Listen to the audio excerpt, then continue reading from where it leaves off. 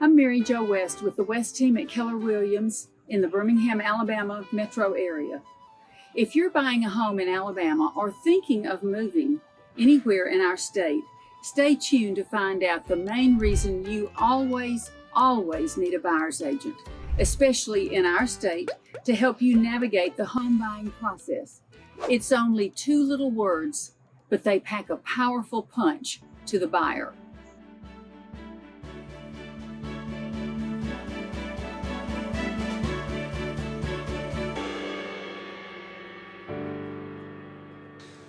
Caveat emptor is the Latin phrase which means let the buyer beware. Alabama abides by caveat emptor and is one of the few states that places more responsibility on the buyer than on the seller. Alabama law places the responsibility of discovering property defects upon the buyer before the sale closes. That's important. Sellers have very few obligations to the buyer, and this video will let you know what those requirements are. I've been a realtor for 20 years, but I'm not a lawyer, and I share your pain with legal ease. I'll try to translate to layman's terms whenever I can throughout this video. Over 45 states have required seller disclosures. We do not. Alabama is one of the strongest buyer beware states, and courts continue to uphold buyer beware time and time again in favor of the seller when a buyer closes on a home, finds a problem that causes the buyer remorse, anger, and then a lawsuit. And then the seller wins and the buyer loses. Buyer beware applies to existing homes or unimproved lots, but not to new construction. Buyer beware law is the top reason to always have a buyer's agent to represent you with the strongest strength of the buyer agency law. You do not want to use the listing agent because they have an established written listing agreement to represent the seller's best interest and not yours. The main purpose of the Alabama Real Estate Commission is to protect the public interest in all real estate transactions. Here's what the Commission says about caveat emptor on their public website. The Alabama Supreme Court has held caveat emptor, buyer beware, to be the law in Alabama when selling existing homes. Everyone should be on notice that there is no warranty that comes with the sale of a used home.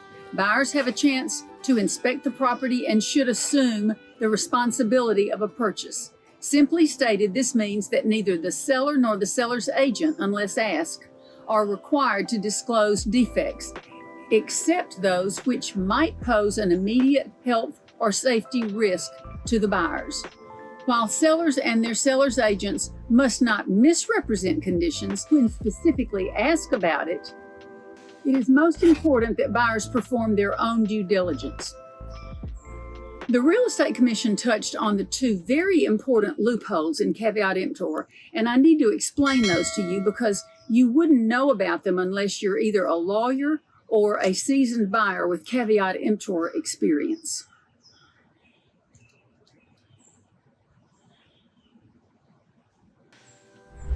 I have a little buddy over here on the porch with me that might come back and finish his supper. The first exception is known as the health and safety exception. Sellers must disclose material issues of the house that are known and which fall under health and safety.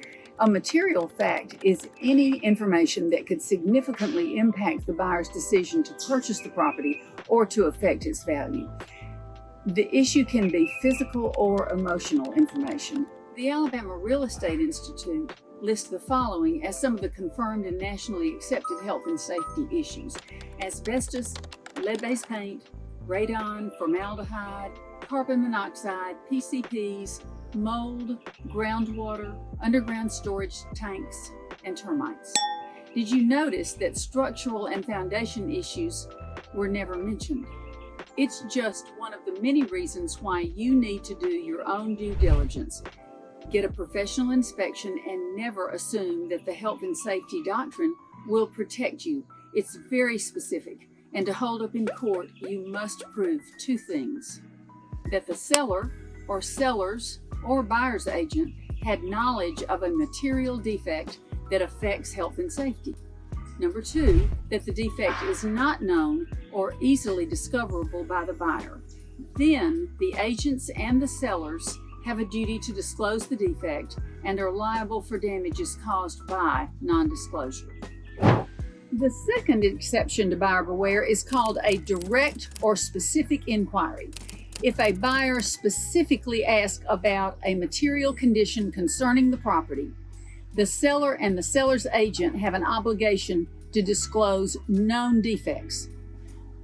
The reason this gets around caveat emptor is that once you ask a specific inquiry, if the seller or agent don't tell the truth, then the buyer can sue for fraud. The timing of the inquiry is critical and must be made before the closing in order to fall under the fraud claim. A specific or direct inquiry cannot be vague, and it must be very specific. A paper from the Alabama Law Review writes, if a buyer inquires, "Is there anything else I should know about the house?" that is way too vague. But a question like, "Is there any type of water problem in the basement?" that is significantly precise. A seller does not have a duty to disclose a problem that is unknown, and that's called a latent problem. That's why it is so important for a buyer to have a professional inspection to expose latent problems that are apt to arise later. A specific or direct inquiry will help you work around the fact that we don't have any seller disclosures in Alabama telling us known defects about the home. It is very underused by realtors, and buyers just don't typically know about it. Realtors should know about it and should use it to protect you. To understand caveat emptor, you know that there are 2 ways to exclude or at least circumvent buyer beware: health and safety rule and specific inquiry. Unfortunately, there is an Alabama Supreme Court ruling that overrides the fraud aspect that a specific inquiry creates, and that's the as-is clause. If a buyer signs an as-is clause in the contract or in an addendum, it means that the property is sold in its current condition without any warranties or repairs. In Alabama, the court continues to find that the buyer's signing of the as-is clause prevents them from any liability. In Alabama, the courts continue to find that the buyer's signing of the as-is clause prevents them from recovering on a fraud claim created by an earlier specific inquiry. In fact, think of it as the as-is clause trumps a specific inquiry that was previously made. The combination of caveat emptor and as-is are like a huge boulder placed on the seller side of the scales as an advantage that is a hard uphill fight for buyers. According to the Alabama Law Review, the caveat emptor doctrine remains alive and well in Alabama, while many other states have eroded the doctrine by statute and case law.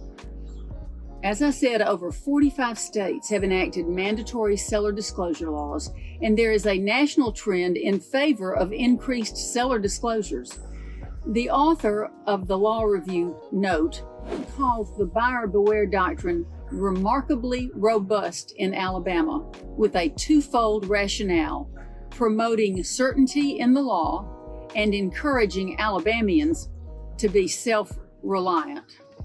I know this is too much legal jargon for lots of buyers, but I also am passionate about empowering you as a buyer with the strongest legal protection available on probably the most expensive transaction of your life.